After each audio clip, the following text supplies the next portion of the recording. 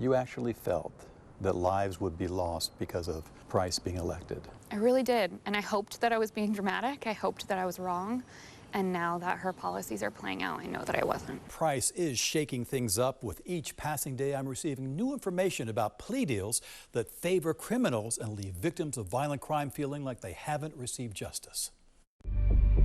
The court records tell the story. April 29th, 2018, a Sunday, 2 in the afternoon. Unlicensed driver Cesar Garcia speeds 70 miles an hour northbound 880 in a red sedan like this one, makes an unsafe lane change, sideswiping a car, sending it into the sound wall. Several people suffer serious injuries in the crash, including a pregnant woman who lost her 8-month-old fetus as a result. Garcia ditches the car in this parking lot and tries to report it stolen. Former Alameda County District Attorney Nancy O'Malley charged Garcia with felony leaving the scene of an accident and felony reckless driving with serious injury. But this month, new DA Pamela Price offered a deal. Garcia pled no contest to vandalism and got released with time served, just 1 year in county jail. Pamela Price and her administration are putting criminal defendants, criminal suspects, before victims. 10-year veteran prosecutor Charly Weissenbach resigned from the Alameda County DA's office effective March 17th because, quote, I no longer feel capable of fulfilling my legal and ethical duties as a prosecutor under this administration. Victims of crime still do have some rights, and those are being ignored and flagrantly disregarded. And it's really sad and hard to watch, and I didn't want to be a part of that. And Price's handling of that hit-and-run case gets worse. I've learned through multiple sources that Price's office did not inform the woman who lost her baby about the plea deal or the reduced sentence until after it was done. The victim is devastated. Sources inside the DA's office tell me it's actually state law that a victim be informed about a coming plea bargain and have a chance to speak at sentencing. Neither of those happened in the deadly hit-and-run case that turned into a simple vandalism. Why was that the appropriate charge? What am I missing here? W. David Ball is a Santa Clara University professor specializing in criminal law and procedure. Pamela Price's own staff pointed me to him as someone who would defend her policies. And that's not a political anti-Pamela Price kind of thing, but that's one where it's like, yeah, why did you do that? This victim, I mean, she felt bad about this, and I feel for her. She's thinking, I mean, my baby was only worth a vandalism charge? Yeah, right.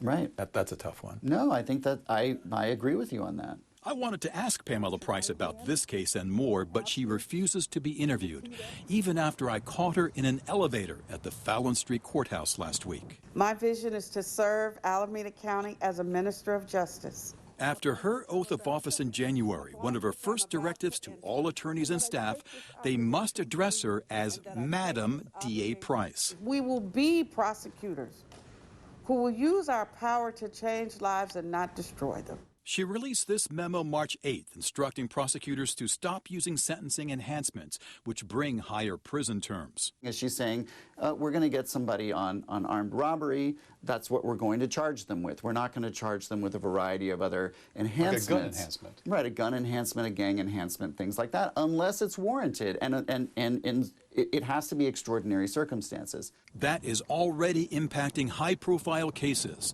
David Mish is in prison for murder, but Price is throwing out special circumstances in a case with 3 new victims, including 9-year-old Michaela Garrick in Hayward from 1988. Means that there is no additional punishment for the fact that he's a serial killer, by definition, and that he committed those murders, at least motivated in one or more of them by sexual assault. The parents of toddler Jasper Wu, killed by a stray bullet during a rolling gun battle on 880, are concerned Price will throw out gang enhancements in their case. And to just do it as a knee-jerk reaction without proper information is, I think, really sad for the family, and I think can result in injustice and can result in more people getting hurt, more gun battles down the freeway, right? And just last Thursday, a judge rejected Price's plea deal for Delonzo Logwood. He's accused of 3 murders and faces 75 years to life in prison if convicted.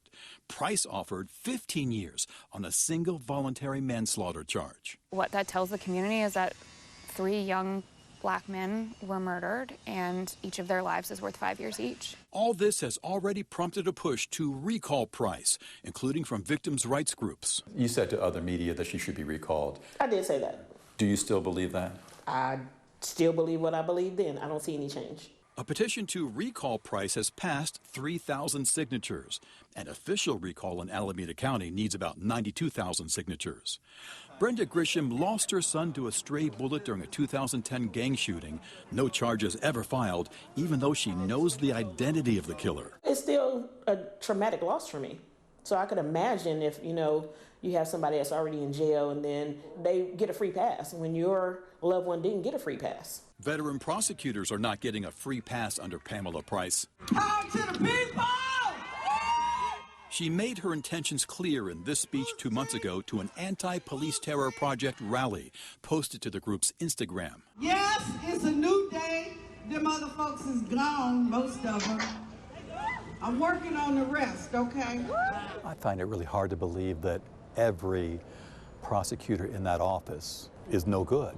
Right. That's what it feels like she believes, that we're criminals, that we're racists, that she does not support who we are as humans and the career choices we have made and dedicated our lives to. The I-Team has confirmed Pamela Price has placed 7 attorneys on leave, fired 1, 10 have resigned, 4 retired, all because of Price, says a source. That's 22 experienced prosecutors gone out of an office with 135 attorneys. Are you having an exit interview? No. If you had a chance to tell Pamela Price something, what would you tell her? I think that I would implore her to see beyond herself, implore her to learn about what we do and why we do it. Because if you're going to head an office where you have ethical and legal duties to uphold, then you need to know what those are, and then you need to abide by them. Charly Weissenbach has already started work at the San Francisco DA's office. Now, one other point, I have placed a standing request for an interview with DA Price. I'll talk to her any place, anytime, and I have many more leads to follow on upcoming plea deals.